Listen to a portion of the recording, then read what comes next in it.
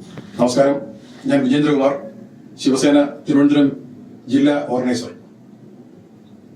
Sivagiri media എന്ന് പറഞ്ഞൊരു fake account create ചെയ്ത് ഒരു ഫ്രോഡ്, ഇവിടെയുള്ള ഒരു ലോക്കൽ ക്യാമറാമാനാണ് പുള്ളി.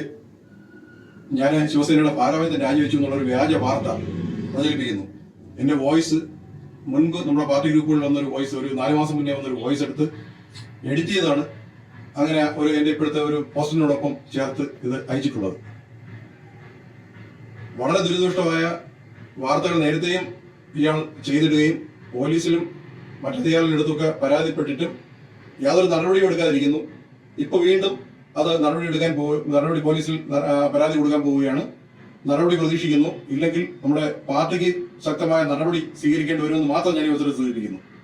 എന്നെ പറ്റിയും ശ്രീധരന്റെ പ്രസാരവുമായി ബന്ധപ്പെട്ട ശിവഗിരി സമരയുടെ സംഘത്തെ പറ്റിയും ശിവസേനയെ പറ്റിയും ഒക്കെ വ്യാജ വാർത്ത വരും സമയങ്ങളിലും പലതും പ്രതീക്ഷിക്കാം. അതിന്റെ അതന്റിസിറ്റി ആരെങ്കിലും ശ്രദ്ധയിൽപ്പെട്ടാൽ എന്റെ ശ്രദ്ധയിൽപ്പെടുത്തണം. ഇതൊരു സുഹൃത്ത് ശ്രദ്ധയിൽപ്പെടുത്തിക്കൊണ്ട് മാത്രമാണ് ഇത് പെട്ടെന്ന് അറിയാൻ സാധിച്ചത്.